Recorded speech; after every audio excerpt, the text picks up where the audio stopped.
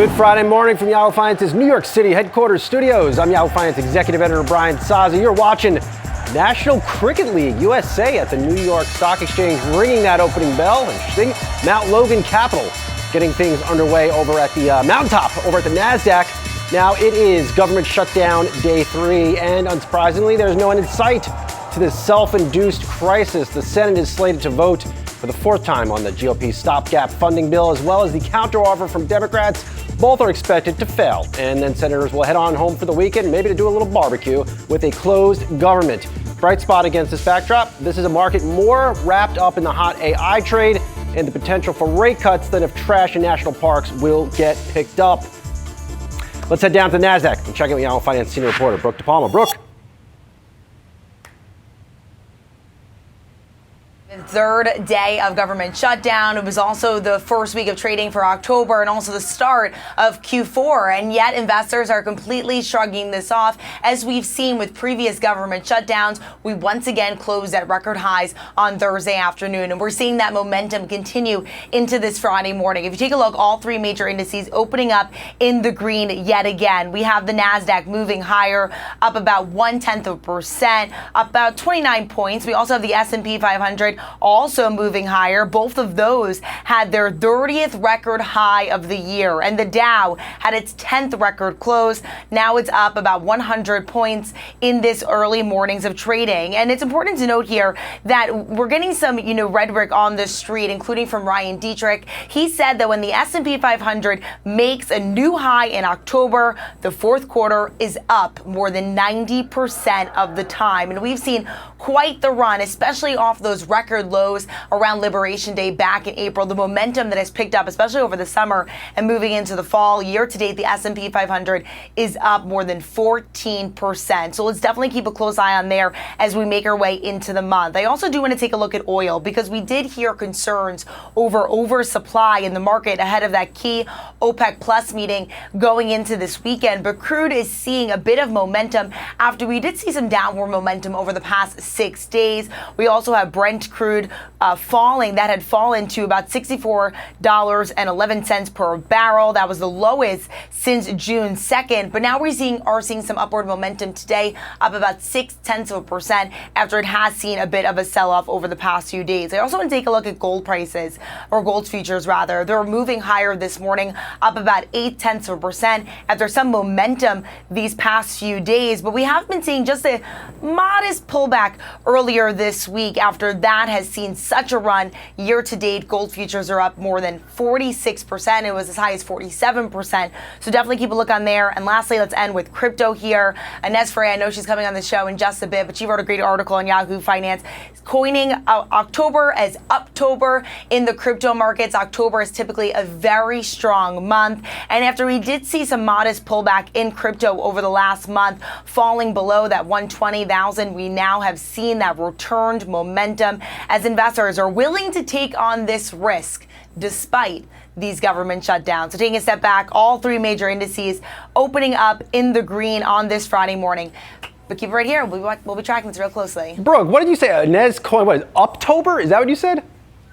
Uptober, that's what they're calling it. It was according to Inez's article. October, pretty strong month. All right, I better read this stuff so I can get Inez on the panel. All right, we'll talk to you in a second, Brooke. All right, the first Friday each month is normally a special one here for Yahoo Finance and our passionate investing community around the world. That's because that's when the jobs report is released from the government. This report is arguably the most important in the game, as it holds a lot of sway with the Federal Reserve officials tasked with deciding on interest rate policy in this country. It's also closely watched by the C-suite power players to get a sense on future earnings potentials of the companies they run. Unfortunately today, friends, there will be no government jobs report as the government is shut down for the 3rd straight day because of bickering lawmakers. But have no fear, Yahoo Finance is here with your dose of reads on the jobs market and the economy just weeks before another Federal Reserve meeting. Here's a snapshot on where the U.S. labor market stands based on fresh alternative measures I've been looking at all week. Taken together, they paint a picture of a jobs market still muddling through at best. According to new Challenger Gray and Christmas data released this week, companies have announced 946,426 job cuts this year. This marks the highest year-to-date total since 2020. It's up 55% from the number of job cuts announced through the first 3 quarters of last year. Not exactly great. Then there was the absolutely dreadful ADP jobs report this week. U.S. private employers shed 32,000 jobs in September. This was a country mile short of economists' expectations for 51,000 jobs added.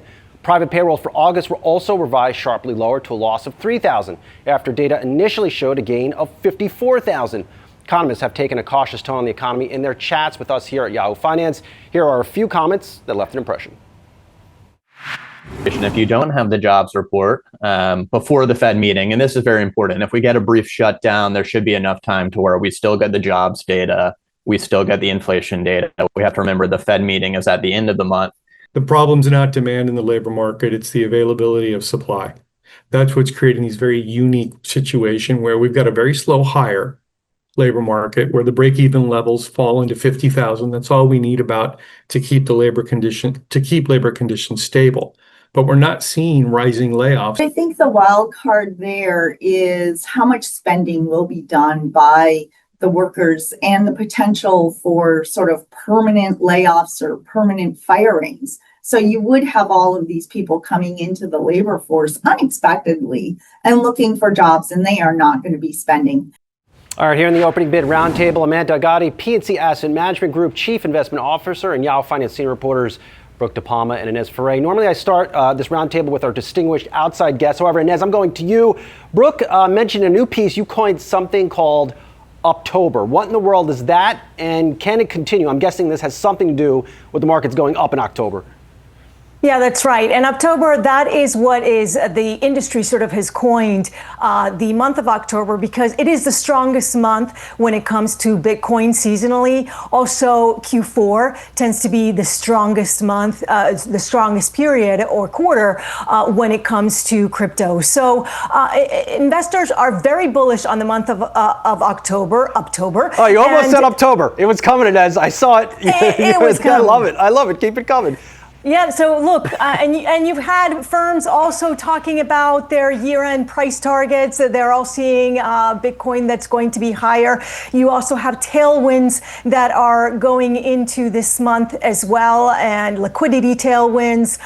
You've got the stablecoin issue that is stablecoin issuance, which has been accelerating. This is positive for blockchains like Ethereum, like Solana. So overall, you have sort of a bullishness when it comes to Bitcoin. And by the way, the fact that you have been seeing gold at all-time highs, Sean Farrell from Fundstrat points to the fact that gold and Bitcoin sort of interchange when one is up, the other one tends to be lower. Well, gold tends to front run Bitcoin. He's expecting that perhaps you may see some rotation coming out of gold and into digital gold. So coming out of analog gold going into digital. Amanda, sorry, you're totally going to get sucked into Friday vibes here on the Yahoo Finance set, but it's good to see you, Amanda. It's been a while.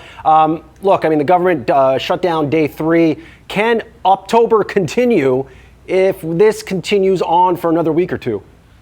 Well, it's great to be with all of you. I'm glad to be here with you this morning. I thought you were going to ask me a crypto question. Oh, we could. We could. If you want to go there, go right ahead, Amanda. Fire away. Wherever you want to go. Well, so I'll give you the broad answer, and then we can go down the crypto rabbit hole further if you want. But we definitely believe that the market rally can continue, despite a lot of the purple haze, which I've been talking about all year. The purple haze of fiscal policy uncertainty is definitely in the driver's seat as a function of the government shutdown. Of course, we've looked at government shutdowns through history. This is not unprecedented. And so markets do tend to shrug it off. And so the market is really focused on other things right now. This is a little bit of noise in the short run, but the market is expecting that we will get back to it in the next couple of weeks or so. So I think the market is really very focused on the path for earnings growth. We've seen really positive revisions over the course of Q3. I think it sets the stage for a good result in Q3 earnings season. I think the full year 2025 is going to shape up to be really strong, and 2026 earnings growth is really, really positive on top of another strong outcome potentially for this year. So I think the market is focused on the fundamentals, where the rubber meets the road. They're sort of dialing back the purple haze noise that's going around. All right, what are you feeling on crypto here? So I'm a big fan of the innovation around all things crypto.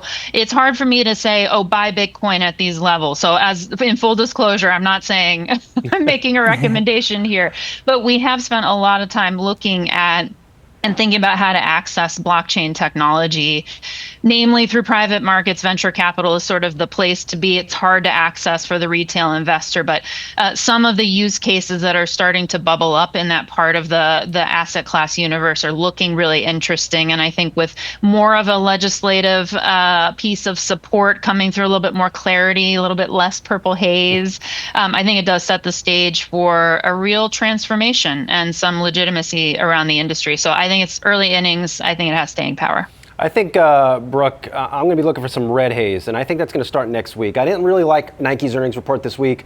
It's another company that I think the market has forgotten that tariffs are a real profit headwind. We're going to hear from Levi's next week. Sales might be good. Everybody needs a new pair of jeans, especially in September. You want to look good in the fall. I suspect tariffs will impact their business as well. I just feel like the market is not caring about tariffs, but they need to start paying attention to this stuff again as earnings come in. I mean, certainly what we've heard from so many companies, including, like you mentioned, Nike and Levi's, and the way that we've seen investors react to Levi's second quarter report as well as Nike's report, is they're sort of putting aside exactly what you said, that they haven't been paying attention to it. They're really focused on their earnings results. They're really focused on the guidance that they're putting forward, and not so much that $1.5 billion hit from tariffs that Nike is going to experience because of the increased tariff rates on Vietnam, Indonesia, and Cambodia. Investors are putting that aside, even though it's $0.5 billion more than what they initially had expected. Even with Levi's, we saw them sort of be able to settle investors' worries and fears in the second quarter. And now I know I'll discuss it later on in the show, but Levi's also getting upgrade in terms of rather price target increase, including from Dana Telsey over at Telsey Advisory Group, because the way that they're putting forward how they're going to mitigate this impact of tariffs has everyone optimistic. And so they're largely saying that they're able to put it aside. They're changing up their sourcing, they're using mitigation tactics, and that has certainly subsided the fears, especially those that we saw on April 9th. You know, it makes sense that we are now seeing a renewal in the bullish trade on crypto. The government is still shut down, and this, to me, strikes as a good opportunity. It just feeds that crypto narrative of not trusting the government, not really believing in the dollar, and being absolutely terrified of the country's debt position. 100%. I mean, we have seen the dollar on a downtrend, and so this tends to lift other assets. It tends to lift crypto. It tends to lift gold, and there is sort of a talk among investors about currency debasement, and so they are looking for ways to protect their wealth. And one of them is by going into assets like crypto, into metals, precious metals, which tend to do well in an environment where the dollar is declining. All right, my crew is going to hang with me. We got a lot more here on Opening Bid. Getting ready to pop off straight ahead. The bulls are stampeding to Amazon stock, and consumers may be stampeding to McDonald's for one big reason in a few weeks. We'll be right back with all that stuff. All right, the bulls are out in force on Amazon ahead of its third quarter earnings release in a few weeks. D.A. Davidson analyst Gil Loria is reiterating a buy rating on Amazon, citing an increasingly upbeat outlook for Amazon AWS cloud sales. Goldman Sachs analyst Eric Sheridan is also out with a buy rating on Amazon today, as he is also bullish on AWS cloud sales. Sheridan says Amazon is a preferred name in his large cap tech coverage universe. He sees Amazon AWS sales growing steady 20% plus for the balance of this year and into next year. And you thought Amazon just made bank from Prime memberships. Nope. All right, the AI trade may be staying hot, but this week I continue to focus my stock of the day on names that could be of high interest in the weeks ahead. On Thursday, I highlighted PepsiCo ahead of earnings next week. The company is seeing weak snack sales and battling activist investor Elliott Management. This is not a good recipe for great earnings day performance. Today, though, I want to shed light on McDonald's, another food name, of course. Next week, after a decade away, McDonald's will bring back one of the most legendary fast food promotions ever. That is a Monopoly game. Board pieces are collected like in the past and uploaded to McDonald's app, a little twist there, where customers can build on their chances to win prizes. As our friends at Yahoo News point out in a news story, the fast food chain's promotional game became associated with the infamous McMillions scandal that involved a scheme from 1989 to 2001 to scam the promotion out of $24 million. Since then, McDonald's has released a monopoly game on and off in the U.S. through 2016. The game's return could be a nice boost to app downloads, reward memberships, and traffic, says Jefferies analyst Andy Barish. Coupled with recent sharper prices on the Big Mac and Quarter Pounder, always good. And suddenly McDonald's sales outlook is looking, well, much juicier than it has in a while. Still with me on the opening bid roundtable are Amanda Gotti, Brooke DePalma, and Inez Ferre. Brooke, coming right to you. You cover McDonald's. I'm thinking this McDonald's game could be a big deal to a company that's seen weak traffic going on 2+ years. Weaker traffic, albeit though they did see a return to U.S. same-store sales growth last quarter, up about 2.5%. And based on that note from Andy Barish, he's expecting a similar return to same-store sales growth this same quarter. And this is a company that has largely lost its leadership in value. They even acknowledged that last summer. And this Monopoly game, prizes include something like a new Jeep Grand Cherokee. You could win $1 million cash prize. You could also win a $10,000 Lowe's shopping spree. This just goes to show that McDonald's is firing all cylinders, so to say, with not only this Monopoly game, but also these extra low value meals as well to get people back in the door. Yeah, I'm going to get a big extra Big Mac with that, Brooke, because I need that Lowe's gift card to buy some cabinets before those tariffs kick in soon, guys. Man, over to you. Any interest in a name like McDonald's when you see a big potential catalyst like this coming literally in about a week and a half?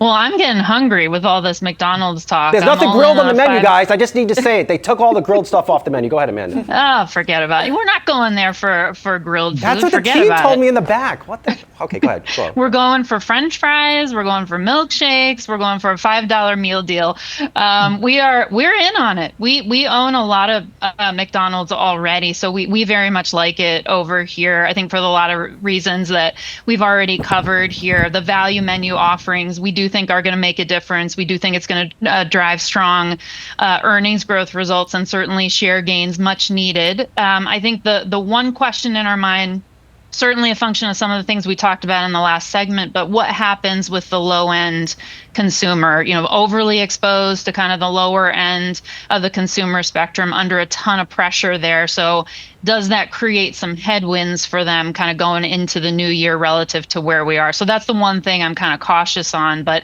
I think the stat's like 185 million in loyalty members or something like that. So that's a pretty strong underpinning for the earnings stream. I think it's well positioned here. And as what this Monopoly game, who this really sucks for, it's Wendy's, it's Burger King, two companies that have been struggling for some time. The last thing they just need to see is a juggernaut like the Monopoly game plump up sales over McDonald's. Those two companies could have some real challenging third and fourth quarters if this legendary game is a hit.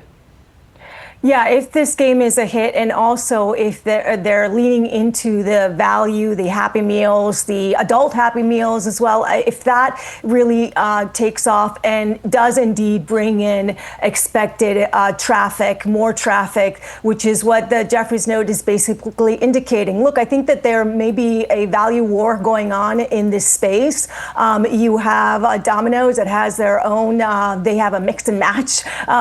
You have other fast food that are doing the same kind of leaning into this value space, which is very much needed when you talk about a consumer that's stretched, like it was just mentioned. Especially on the low-income consumer, you have to be able to offer these value meals. Amanda, last tough question for you. McDonald's fries, overvalued or undervalued?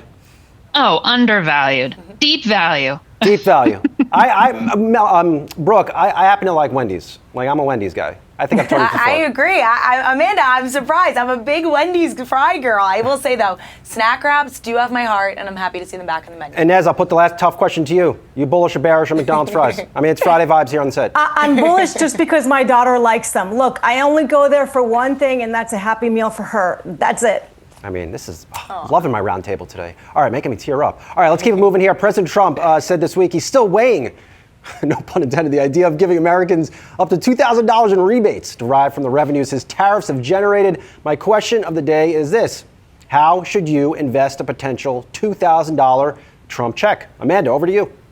Oh, I get to go first. All right. I'm going to say maybe this is sort of plain vanilla, but I'm going to say large cap U.S. equities and growth oriented equities in particular. It may be a little contrarian of a viewpoint considering how many folks think that valuations are pretty frothy and bubbly in this environment. But I think we're setting the stage here for an opportunity for earnings growth to outpace price movement, price returns. So I actually think it's an interesting time where we see a little bit of the good kind of valuation multiple compression. So at a time where growth is kind of slowing down from an economic cycle perspective, I think investors pay up for growth, and that's where I'd be going. All right, good stuff. Inez, $2,000 doesn't even get me a gold bar anymore.